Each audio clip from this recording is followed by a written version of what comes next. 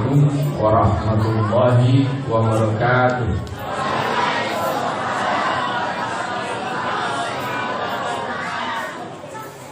Alhamdulillahi wa kafa, wassalatu wassalamu ala ibadihi alladhina istafa, amma ba'd.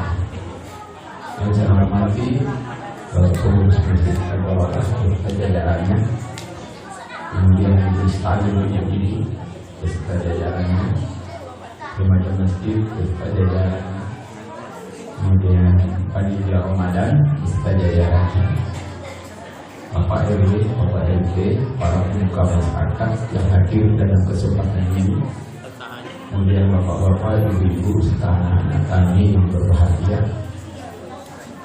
Pertama-tama marilah kita mengucapkan puji dan syukur kepada Allah Subhanahu wa taala atas limpahan rahmat dan kurnia-Nya kepada kita berupa kesehatan. Dengan sehat kita diberikan kekuatan, kemudian kita masih diberikan kelapangan waktu, dan terakhir kita masih diberikan kelapangan hati untuk hadir di masjid ini dalam rangka menunaikan qiyam Ramadan. Mudah-mudahan Allah Subhanahu wa taala tetap melimpahkan rahmat dan kurnia-Nya itu kepada kita di masa-masa yang akan datang, menerima segala amal-amal ibadah kita dan memasukkan kita ke dalam kelompok hamba-hambanya yang saleh. Dan mudah-mudahan Allah mewafatkan kita dengan husnul khatimah. Amin, amin ya rabbal alamin. Salawat dan salam kepada junjungan kita Muhammad sallallahu alaihi wasallam. Allahumma shalli ala Muhammad wa ala ali Muhammad. Bapak-bapak, ibu-ibu sekalian yang berbahagia, Nabi Muhammad sallallahu alaihi wasallam telah diutus oleh Allah Subhanahu wa taala kepada satu kaum yang disebut dengan kaum jahiliyah. Jahiliyah kalau kita terjemahkan ke dalam bahasa Indonesia berarti kaum atau orang yang bodoh.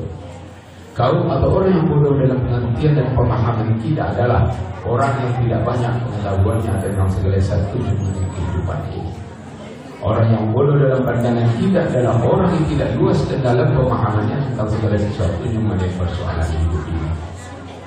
Orang yang bodoh dalam pandangan kita adalah orang yang tidak banyak kepandaiannya di dalam jalan hidup dan kehidupan ini. Ringkasnya, orang yang bodoh dalam pandangan kita adalah orang yang tidak banyak punya ilmu dan keterampilan yang memadai. Karena tidak punya banyak ilmu dan keterampilan yang memadai, orang yang bodoh tidak bisa berbuat lebih banyak di dalam jalan hidup dan kehidupan. Karena tidak bisa berbuat lebih banyak di dalam jalan hidup dan kehidupan ini, orang yang bodoh hidupnya terbelakang. Tidak ada orang yang bodoh hidupnya terdepan terhormat. Kenapa? Diminta tidak pandai, diminta tidak bisa, lalu diharapkan orang banyak kepadanya. Semakin banyak ilmu dan keterampilan seseorang itu, semakin dia dibutuhkan oleh orang banyak, semakin ke depan dan perkembangan hidupnya. Begitu pula suatu bangsa, kalau tidak banyak bangsa itu banyak punya rakyat yang banyak punya ilmu dan keterampilan yang tinggi, niscaya bangsa itu akan dibutuhkan oleh bangsa-bangsa lain di dunia, sehingga mereka menjadi bangsa yang sekali yang dihormati oleh bangsa-bangsa lain. Akan tetapi kalau kita gali sejarah, ternyata bangsa Arab dicap oleh Allah Subhanahu wa taala sebagai bangsa yang bodoh. Mereka telah pandai berdagang bukan saja sama mereka, tetapi mereka telah mampu membangun hubungan dagang dengan bangsa-bangsa di luar Jazirah Arab. Mereka telah punya kapal-kapal yang besar untuk pertukaran dagang. Tentu hal ini tidak mungkin bisa dilaksanakan oleh orang-orang yang bodoh, yang tidak punya ilmu dan keterampilan apa-apa. Yang kedua, ternyata bangsa Arab ini dicap oleh Allah Subhanahu wa taala sebagai bangsa yang bodoh. Mereka telah mampu membangun pertanian dan peternakan mereka dengan baik, serta mengelola hasil pertanian dan peternakan mereka dengan baik agar bertahan dalam jangka waktu yang panjang untuk bisa diperdagangkan. Tentu hal ini tidak mungkin bisa dilaksanakan oleh orang-orang yang bodoh yang tidak punya ilmu dan keterampilan apa-apa. Yang ketiga, ternyata bangsa Arab ini dicap oleh Allah Subhanahu wa taala sebagai bangsa yang bodoh. Mereka telah pandai menulis baca. Seandainya bangsa Arab pada waktu itu tidak pandai tulis baca, niscaya Al-Quran yang ada pada hari ini tidak akan bisa kita terima secara utuh seperti yang kita terima pada hari ini. Meskipun bangsa Arab itu terkenal dengan daya hafalan yang kuat, yang namanya daya hafalan satu saat pasti. Ini hak kecil apa hak besar? Ini berapa harkat? 2 harkat atau 3 harkat? Akan tetapi dengan dituliskannya Al-Quran itu, meskipun pada sarana dan prasarana yang terbatas yang ada pada waktu itu, hanya dituliskan di kulit kayu, di beberapa korma, di kulit binatang, bahkan di tulang yang sudah dibuat sedemikian rupa. Setelah wafatnya Nabi Muhammad SAW, perjuangan terus berlanjut, peperangan terus terjadi.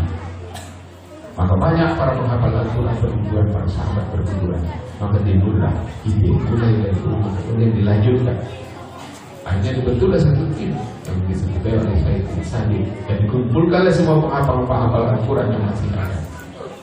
Lalu dikumpulkan semua tulisan-tulisan yang manuskrip yang ada. Lalu disusunlah sedemikian rupa sesuai dengan hafalan dan petunjuk-petunjuk Rasulullah. Kemudian setelah ditulis, kemudian dihafalkan, dibicarakan semuanya. Setelah selesai, setelah disepakati, maka dimusnahkanlah semua Al-Quran atau tulisan yang berserakan tadi. Ditulis sudah satu mushaf. Dan inilah yang menjadi rujukan kita untuk hari ini. Sehingga Al-Quran yang ada di masjid kita ini sama dengan Al-Quran aja yang ada di Masjidil Haram Al-Umah, sama dengan masjid-masjid yang lain yang ada di dunia ini. Kenapa? Karena memang dituliskan. Hal ini tidak mungkin bisa dilaksanakan oleh orang-orang yang bodoh, yang tidak pandai, yang tidak punya ilmu dan keterampilan apa-apa. Dan memang berdasarkan penelitian sejarah, ternyata bangsa Arab dicap oleh Allah Subhanahu wa Ta'ala sebagai bangsa yang bodoh. Mereka bila dibandingkan dengan bangsa-bangsa yang lain yang ada pada dulu, ternyata mereka telah lebih tinggi yang maju. Mereka telah punya kapal-kapal yang besar untuk mengangkut barang dagangannya. Perdagangan mereka sudah antar benua. Kalau sekarang Pak, untuk bisa mengarungi lautan itu, lulusan yang boleh membawa kapal itu adalah HIV. Ada kuliahnya 6 tahun. Lulus 6 tahun HIV belum tentu dapat izin bisa membawa kapal ke luar negeri. Tapi bangsa Arab sudah bisa membawa. Begitu pintarnya mereka, begitu majunya mereka dibandingkan dengan masalah ini. Tapi kenapa Allah cap mereka sebagai bangsa atau orang yang bodoh? Ini yang perlu kita sadari dan ini yang perlu kita pahami dengan sebaik-baiknya. Tidak lain tidak bukan karena mereka tidak mau tunduk dan patuh kepada Allah Subhanahu wa Ta'ala secara menyeluruh di dalam menjalani hidup ini. Mereka mengambil petunjuk dan hukum Allah itu sebagian.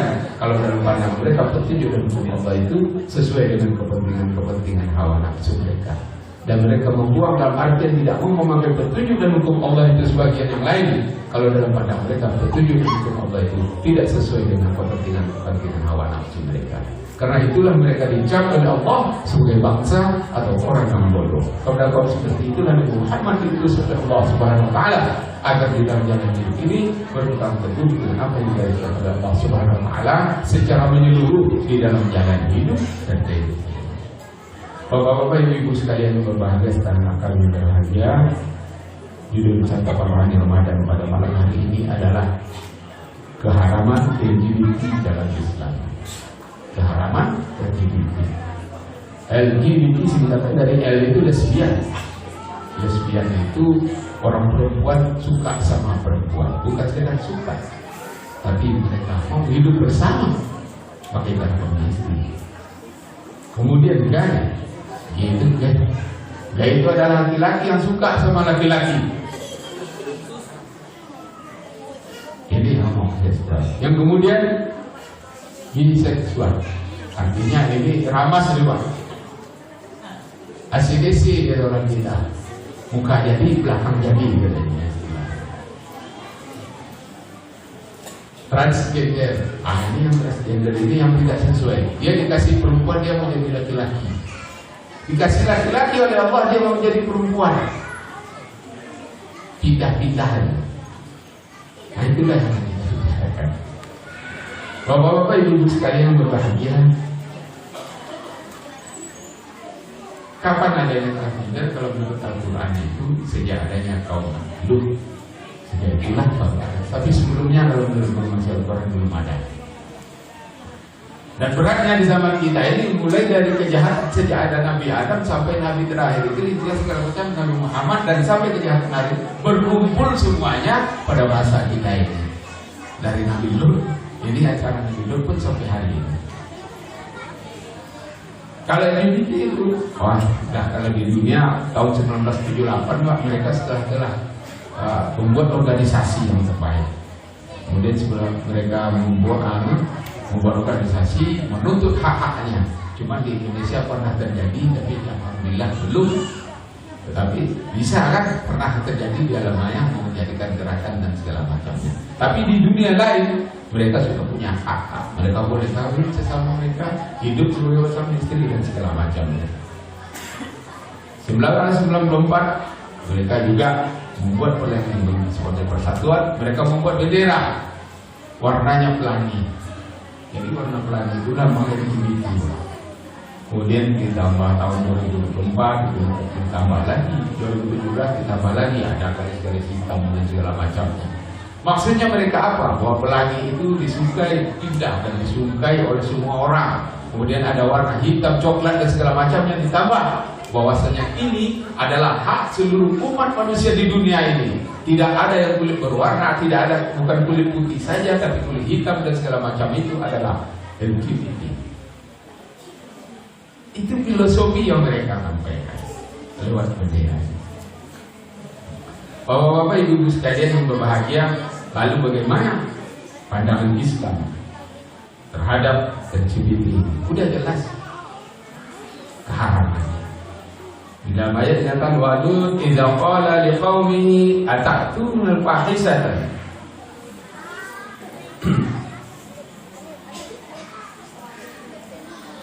Walut idza qala liqaumihi ata'tunal fahisata ma sabaqakum biha min ahadin minal alamin. Bahasanya kami telah mengutus Lut kepada kaumnya. Ingatlah ketika ia berkata kepada kaumnya, apakah kamu mengerjakan perbuatan keji yang belum pernah dikerjakan oleh orang-orang sebelum kamu di dunia ini, kata Lut.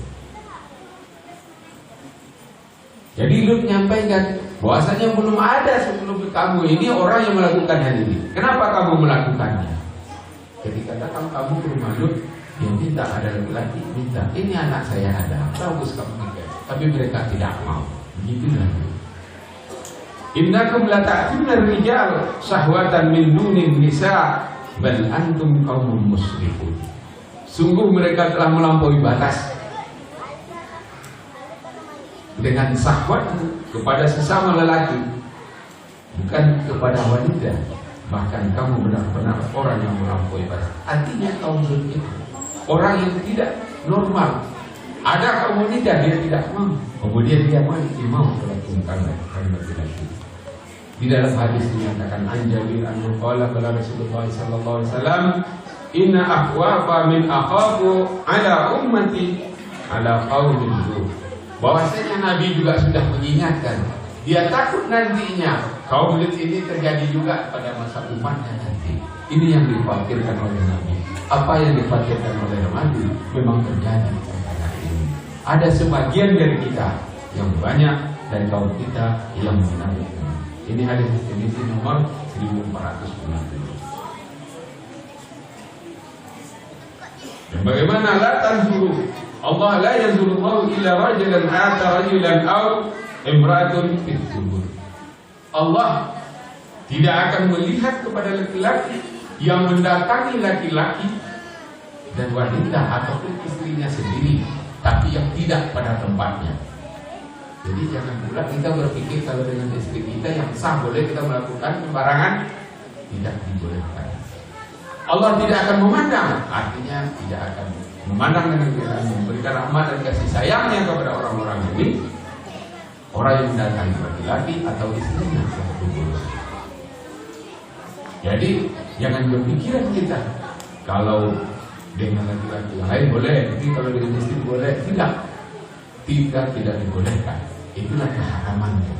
Kenapa? Karena memang tidak pada tempatnya dan merusak. Banyak yang akan dirusak. Bahayanya diantaranya kanker dubur, kanker mulut, HIV, AIDS dan segala macamnya itu. Ada lagi infeksi mikroorganisme, yakni karena itu bisa mikroorganisme itu bisa menakutkan otak kita, bisa merusak kepada otak, bisa membuat meningitis, atau radang selaput otak. Bisa ke sana perginya. Kemudian secara sosial, kalau orang yang sudah itu akan cenderung merusak. Orang yang sudah terjerat dalam LGBT itu, dia akan cenderung membawa orang lain untuk merusak. Dia akan berganti-ganti pasangan, tidak akan pernah mereka satu pasangan. Mereka akan berganti-ganti. Bahkan berdasarkan penelitian, ada orang itu Pak, yang memang mungkin itu pekerjaannya sampai 500 kali per tahun. 500 orang. Bagaimana satu tahun itu berapa ratus hari? Tapi dia bisa mampu 500 orang dalam setahun. Bahkan ada lagi sampai 1000 orang. Jadi siang malam itu 24 jam itu aja kerjanya, mencari mangsa atau segala macam. Dan itu, baik memang saya besar maupun yang kecil, anak kecil itu. Dan kalau orang yang sudah kena penyakit ini, kalau tidak dapat, dia akan mencari korbannya. Bahkan banyak anak kecil yang menjadi korban, kalau anak-anak yang di perkotaan itu yang lihat itu disebut kemudian dibunuh. Pendidikan, masalahnya adalah orang-orang yang terlibat LGBT ini lebih banyak kemungkinan 5 kali lebih mungkin gagal dalam bidang pendidikan.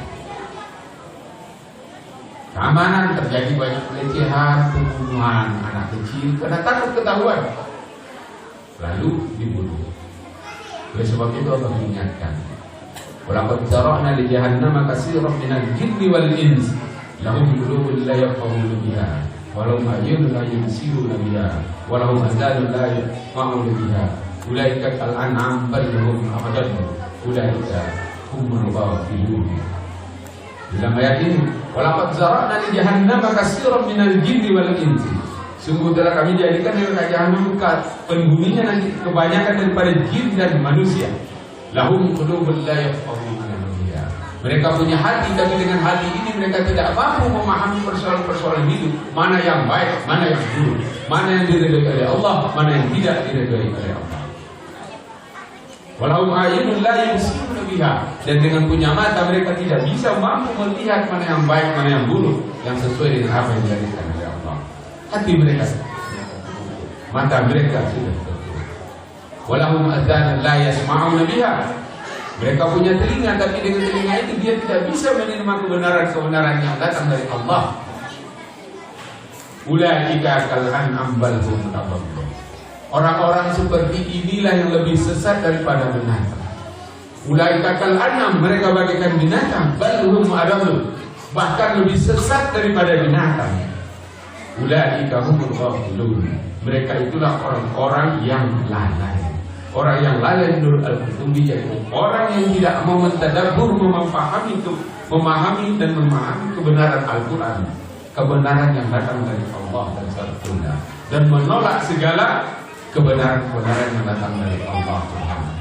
Yang mana kebanyakan orang-orang yang di sini ini adalah manusia-manusia yang tidak percaya kepada Tuhan.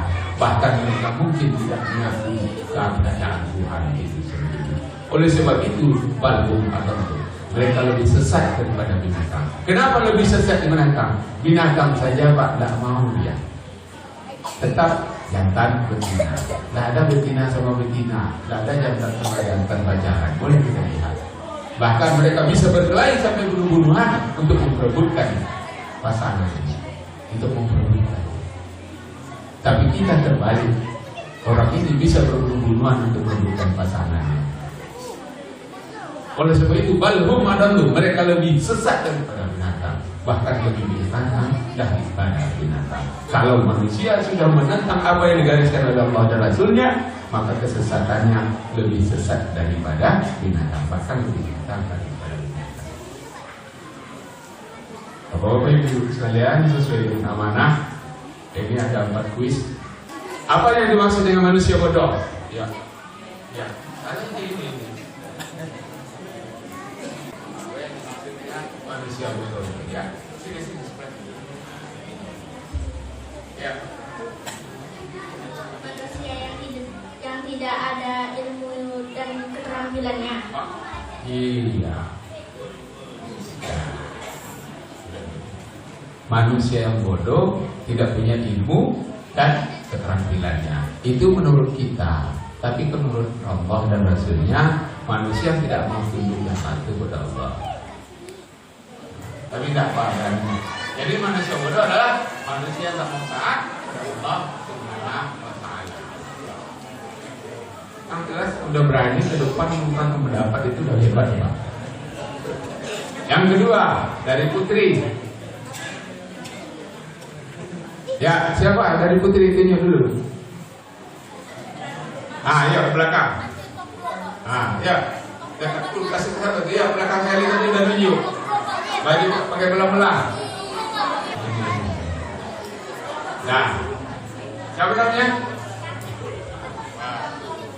Tadi dengar enggak dari awal? Enggak, kenapa dari awal? Oh, memang terlambat. Kami tentang LGBT. Tentang LGBT ceramah hari ini tahu enggak? Oh, enggak tahu. Kalau apa yang tahu? Halo, masa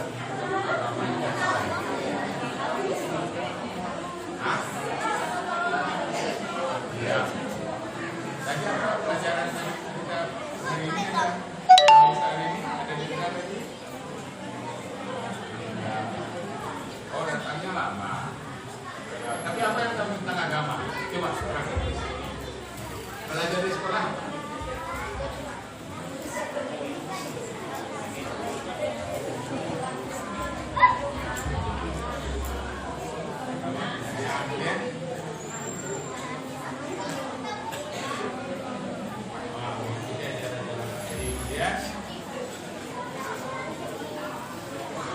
Oh, ini singkat itu.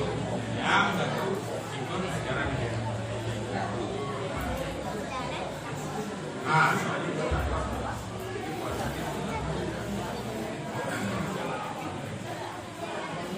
Terima ya. Jadi belajar. Biasa kamu cepat lagi ya. Ya. Laki-laki lagi. Apa salah satu akibat dari perbuatan melanggar?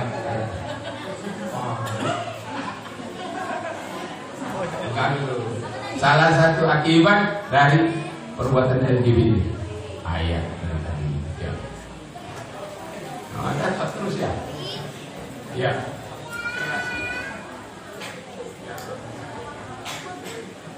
Lebih beresiko terkena penyakit HIV, AIDS. Kemudian apa lagi? Itu menipis.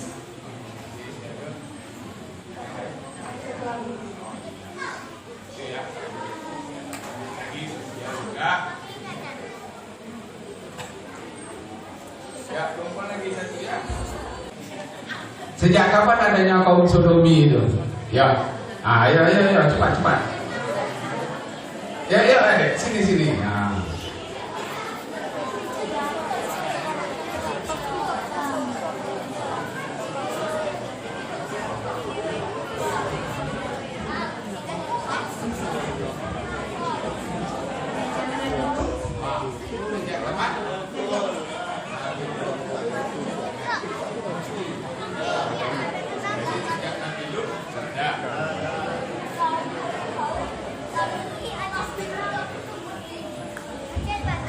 Baiklah Bapak Ibu sekalian, karena sudah 7:35 dan kita sudah saya menyanyi apa yang benar itu datang dari Allah Subhanahu wa Ta'ala, apa yang salah itu datang dari diri saya pribadi sebagai manusia biasa. Itu saya mohon maaf. Saya sudahi wabillahi taufiq wal hidayah. Wassalamualaikum warahmatullahi wabarakatuh.